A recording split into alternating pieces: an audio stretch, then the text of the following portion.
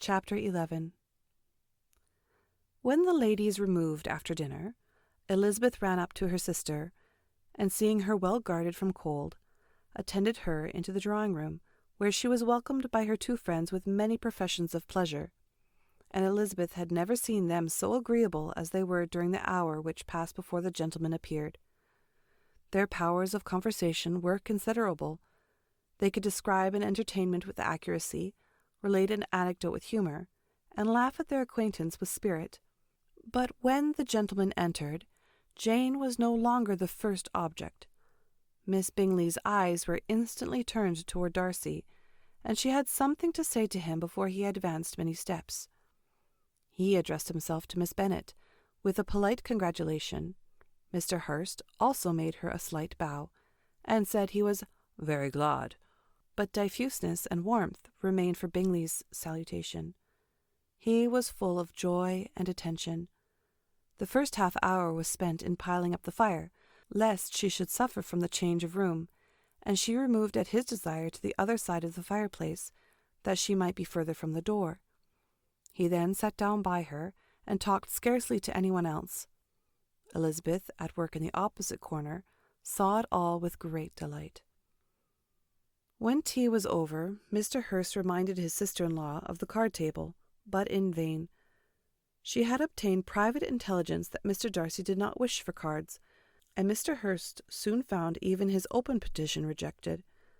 She assured him that no one intended to play, and the silence of the whole party on the subject seemed to justify her.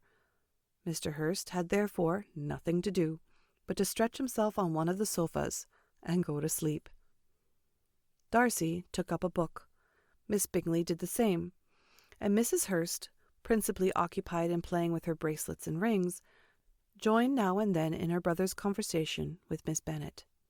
Miss Bingley's attention was quite as much engaged in watching Mr. Darcy's progress through his book as in reading her own, and she was perpetually either making some inquiry or looking at his page. She could not win him, however, to any conversation. He merely answered her question and read on. At length, quite exhausted by the attempt to be amused with her own book, which she had only chosen because it was the second volume of his, she gave a great yawn and said, "How pleasant it is to spend an evening in this way! I declare, after all, there is no enjoyment like reading. How much sooner one tires of anything than of a book!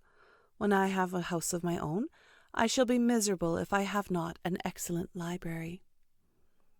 No one made any reply. She then yawned again, threw aside her book, and cast her eyes around the room in quest for some amusement, when, hearing her brother mentioning a ball to Miss Bennet, she turned suddenly towards him and said, "By the by, Charles, are you really serious in meditating a dance at Netherfield? I would advise you, before you determine on it, to consult the wishes of the present party. I am much mistaken if there are not some among us to whom a ball would be rather a punishment than a pleasure." "If you mean Darcy," cried her brother, "he may go to bed, if he chooses, before it begins. But as for the ball, it is quite a settled thing, and as soon as Nicholas has made white soup enough, I shall send round my cards." "I should like balls infinitely better," she replied, "if they were carried on in a different manner. But there is something insufferably tedious in the usual process of such a meeting. It would surely be much more rational if conversation instead of dancing were made the order of the day." "Much more rational, my dear Caroline, I dare say, but it would not be near so much like a ball." Miss Bingley made no answer, and soon afterwards she got up and walked about the room. Her figure was elegant, and she walked well. But Darcy, at whom it was all aimed, was still inflexibly studious. In the desperation of her feelings, she resolved on one more effort, and turning to Elizabeth, said, "Miss Eliza Bennet, let me persuade you to follow my example, and take a turn about the room. I assure you it is very refreshing after sitting so long in one attitude." Elizabeth was surprised, but agreed to it immediately. Miss Bingley succeeded no less in the real object of her civility. Mr. Darcy looked up. He was as much awake to the novelty of attention in that quarter as Elizabeth herself could be, and unconsciously closed his book. He was directly invited to join the party, but he declined it, observing that he could imagine but two motives for their choosing to walk up and down the room together, with either of which his motives joining them would interfere. What could he mean? She was dying to know what could be his meaning, and asked Elizabeth whether she could at all understand him. "Not at all," was her answer. "But depend upon it, he means to be severe on us, and our surest way of disappointing him will be to ask him nothing about it." Miss Bingley, however, was incapable of disappointing Mr. Darcy in anything, and persevered therefore in requiring an explanation of his two motives. "I have not the smallest objection to explaining them," said he, as soon as she allowed him to speak. "You either choose this method of passing the evening because you are in each other's confidence, and have secret affairs to discuss, or because you are conscious that your figures appear to the greatest advantage in walking. If the first, I would be completely in your way, and if the second, I can admire you much better as I sit by the fire." "Oh, shocking!" cried Miss Bingley. "I never heard anything so abominable. How shall we punish him for such a speech?" "Nothing so easy, if you have but the inclination," said Elizabeth. "We can all plague and punish one another. Tease him, laugh at him. Intimate as you are, you must know how it is to be done." "But upon my honour, I do not. I do assure you that my intimacy has not yet taught me that. 'Tis calmness of manner and presence of mind. No, no, feel he may defy us there. And as to laughter, we will not expose ourselves, if you please, by attempting to laugh without a subject. Mr. Darcy may hug himself." "Mr. Darcy is not to be laughed at," cried Elizabeth. "That is an uncommon advantage, and uncommon I hope it will continue, for it will be a great loss to me to have many such acquaintances. I dearly love a laugh."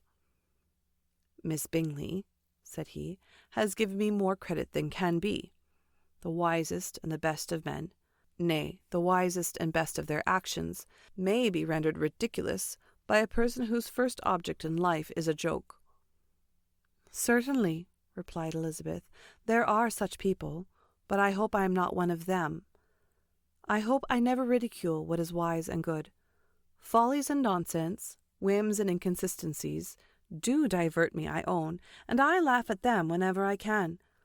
But these, I suppose, are precisely what you are without." "Perhaps that is not possible for anyone, but it has been the study of my life to avoid those weaknesses which often expose a strong understanding to ridicule." "Such as vanity and pride?" "Yes, vanity is a weakness indeed. But pride, where there is real superiority of mind, pride will always be under good regulation." Elizabeth turned away to hide a smile. "Your examination of Mr. Darcy is over, I presume," said Miss Bingley. "And pray, what is the result?" "I am perfectly convinced by it that Mr. Darcy has no defect. He owns it himself without disguise." "No," said Darcy, "I have made no such pretensions. I have faults enough, but they are not, I hope, of understanding. My temper I dare not vouch for. It is, I believe, too little yielding, certainly too little for the convenience of the world. I cannot forget the follies and vices of others so soon as I ought, nor their offences against myself. My feelings are not puffed about with every attempt to move them. My temper would perhaps be called resentful. My good opinion, once lost, is lost forever." "That is a failing indeed," cried Elizabeth. "Implacable resentment is a shade in a character.